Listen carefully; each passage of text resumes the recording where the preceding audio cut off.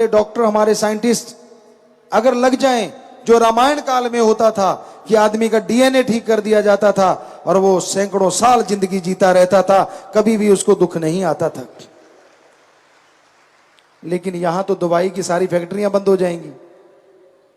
वो होने क्यों देंगे डीएनए की टेस्ट? कितनी दवाइयों के बैठे हैं। अब सोच के देखिए, पूरे वर्ल्ड में सबसे ज्यादा मुनाफा कमाते लोग इससे 3 के 33 लेते हैं। बुरा ना मानना, और क्षेत्रों में भी यही हाल है, पर ख्याल में आ गया तो जो ख्याल में आ गया हमने बोल दिया।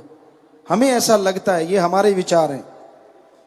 हो सकता है 3 के 300 भी होते हो, हमें क्या पता। हो तो क्या 3 के 13 ही होते हो, क्या कह सकते हैं।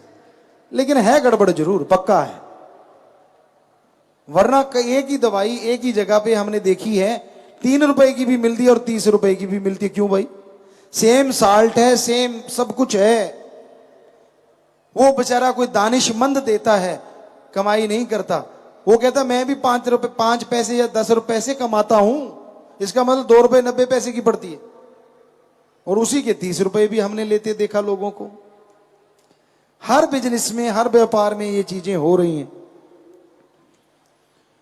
तो काश हमारे साइंटिस्ट, काश हमारे डॉक्टर इस बारे में कदम उठाएं कि हां, इंसानियत के भले के लिए हम डीएनए तक जाएंगे। हमने यहां के डॉक्टरों को बोला है, हमारे सत्संगी डॉक्टर यूएसए में भी हैं, हर जगह वो आए भी हैं, तो हम उनको कहते रहते हैं कि बेटा ऐसा रिसर्च करो कि डीएनए के बारे में आप सर्च करो, क्योंकि ऐसा हुआ है, कभी ऐसा था। यहां बहुत सारे आज डॉक्टर भी आए होंगे, क्या आप बता सकते हैं? हम डॉक्टरों से ही पूछना चाहेंगे। शाम को लोग तलवारों से लड़े, भालाओं से लड़े, यहां तक कि एटम की शक्ति का भी सामना करा, जख्मी हो गए बुरी तरह से, वो बेहोश हो गए, लेकिन अगले दिन तलवार लेके फिर लड़ रहे। कैसे? महाभारत का पढ़ के देखो, कितनी बड़ी साइंस थी तब। एक स्नेह लेप नाम था, कितना भी बड़ा जख्म हो, स्नेह लेप, कितना भी बड़ा जख्म, रात को लुगदी बना के भर देते थे, सुबह तक जख्म भर जाता था। क्या था वो? इंडिया में था। आप मर्रम देते रहते हैं कि झरीट 10 दिन तक ठीक नहीं होती। दे तेरे की ये ट्यूब लगा ले, वो ट्यूब लगा ले, ज्यादा है तो 2 इंजेक्शन चढ़ा ले। लो जी, जो इंजेक्शन से डरता वो बेचारा पहले ही नहीं आता, यार 10 दिन ठीक है अपने को। तो हम जरूर चाहेंगे कि आप जो कर सकते हो रिसर्च, वो जरूर करें। जरूर स्टेम सेल आपने ढूंढ लिए हैं, ये उसकी तरफ पहला कदम है। हमारे अकॉर्डिंग ईश्वर ने जो दिखाया, ये पहला कदम है डीएनए की तरफ। अगर आप बढ़ोगे तो स्टेम सेल अच्छी चीज है, बहुत पावर है, बहुत शक्ति है, थोड़े में बहुत कुछ है। गागर में सागर कहें तो गलत नहीं, लेकिन अभी डीएनए वाली चीज से आप बहुत दूर हैं। कहीं ना कहीं इस पे रिसर्च हो रही होगी, लेकिन उनको रोका जाएगा। पता है आपको क्यों? अगर डायरेक्ट डीएनए ठीक करने लगे डॉक्टर, तो फैक्ट्रियां सारी दवाई की बंद। जरा सोचिए कितना बड़ा मक्कड़ जाल है, और वो बंद क्यों करने देंगे? पर ये हो सकता है।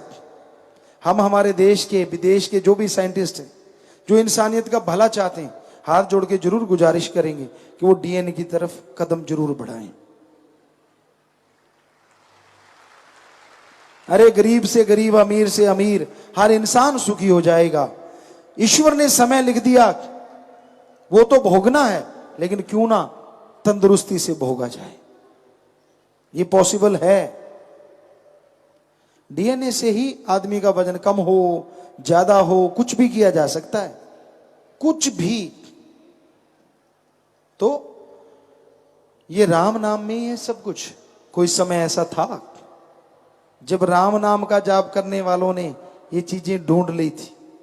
मर्त प्राय लोगों को 1 सेकंड में जड़ी बूटी सूंघा के जिंदा कर ले देते थे, और मरने नहीं देते थे। आप क्या सोचते हैं?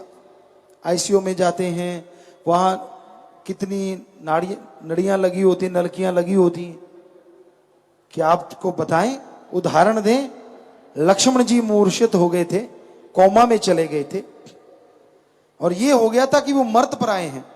लेकिन कहते उस वैद्य ने टाइम दे दिया, इतनी देर मैं इसकी बॉडी से प्राण नहीं निकलने दूंगा। उसने नहीं निकलने दिए। ये जड़ी बूटी ला दो, मैं पल में होश में ला दूंगा। वो जड़ी बूटी हनुमान जी लेके आए और पल में होश में लक्ष्मण जी ऐसे बैठ गए विदाउट एनी वीकनेस, कि जैसे कुछ हुआ ही नहीं। क्या आज हम नहीं कर सकते वो चीजें? आप कहो जी रामायण तो होती नहीं थी, महाभारत होती नहीं थी, कल को आप कहोगे चंद्रमा नहीं होता था, सूरज नहीं होता था, आपका क्या कहना? क्यों? आप कहोगे कल पैदा हुआ है, जब आप जन्मे तभी चंद्रमा जन्मा, उससे पहले तो नहीं जन्मा आपके लिए। तो ये फजूल की बातें हैं। हम गारंटी देते हैं महाभारत भी हुआ और रामायण काल भी था, हम गारंटी देते हैं इस बात की।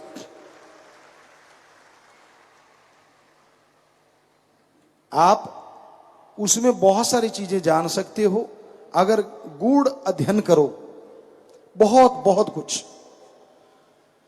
पर यह संभव तभी होगा ना जब आपकी रिसर्च उसकी तरफ जाएगी, जब आप उस तरफ बढ़ेंगे। जब तक आप उस तरफ बढ़ते नहीं, आपको मंजिल नहीं मिलती। तो बहुत जरूरी है इस कलयुग में, इस भयानक समय में, इंसानियत के लिए, सृष्टि के भले के लिए कुछ ना कुछ किया जाए। और वो किया जा सकता है।